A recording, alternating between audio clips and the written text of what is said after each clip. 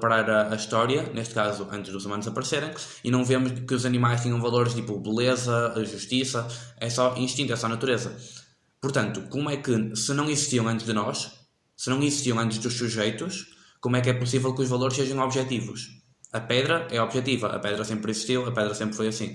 Mas os valores só passaram a existir connosco. E se só passaram a existir connosco, se calhar dependem de nós. É esse o argumento deles.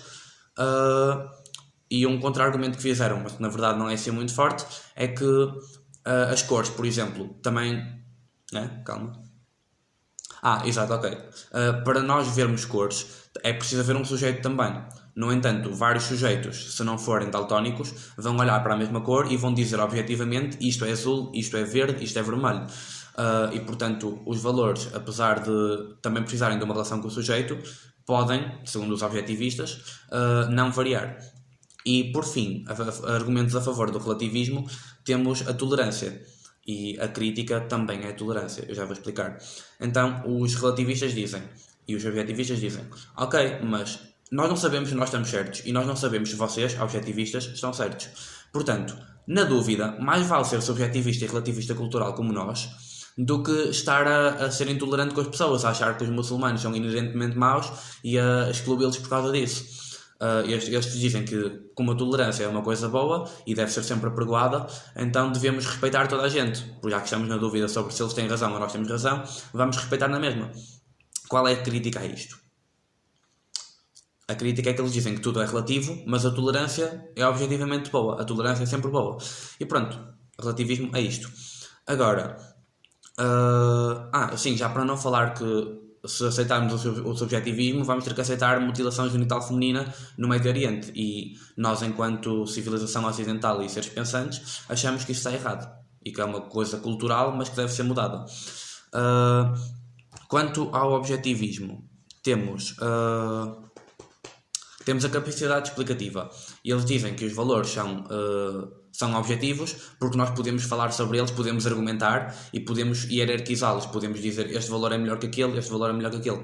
E todos fazemos isso dentro de nós próprios e todas as culturas fazem isso. Este valor é mais importante do que este é mais importante do que aquele. Por exemplo, algumas culturas dizem, ok, o amor à pátria é mais importante do que a arte. Ou o desporto é mais importante do que o cinema. E pronto, valores. Nós podemos, como podemos explicá-los, como podemos falar sobre eles, como eles são coisas que nós podemos estudar, dizem que são objetivos, porque se fossem subjetivos nunca iria haver um consenso. Depois, coincidência de valores. Eles dizem, ok, subjetivistas, já que há tanta variedade de valores, já que há tantas culturas diferentes, como é que conseguimos explicar que na maior parte das culturas os valores sejam os mesmos, ou existam vários valores em comum? Por exemplo, a preservação da vida é comum em quase todas as culturas. O valor da família, a família é importante. Porque é que a família é importante em quase todas as culturas, apesar de algumas ser mais importante que outras?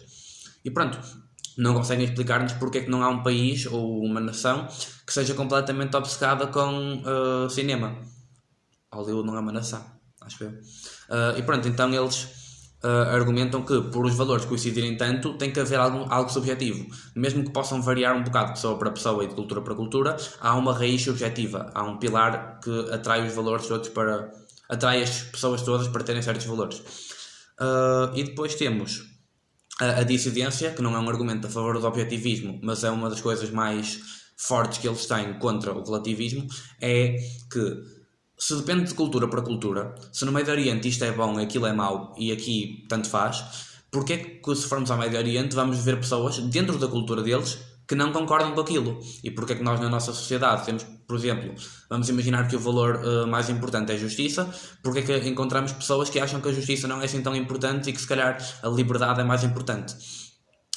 E pronto, a dissidência mostra que mesmo uma cultura concordante com uma hierarquia de valores, nessa cultura podem haver indivíduos que não concordam e, portanto, são objetivos e não dependem só de cultura para cultura. E sobre valores é isso. Basicamente, tem que saber argumentos contra e argumentos a favor de cada uma e pronto, e provavelmente vai ser do mesmo estilo que o outro. Vão-vos dizer, toma este texto, diz o que é que está a ser defendido e diz a tua opinião. Ou então vai ser só uma escolha múltipla sobre, tipo, isto é um juízo de valor ou isto é um juízo de facto. E vocês têm que explicar qual, ou simplesmente rodear qual. Portanto, Boa sorte e vemos no próximo assunto. Que vai ser, já agora, a dimensão ética e política vai ser 1000 contra Kant. Divirtam-se.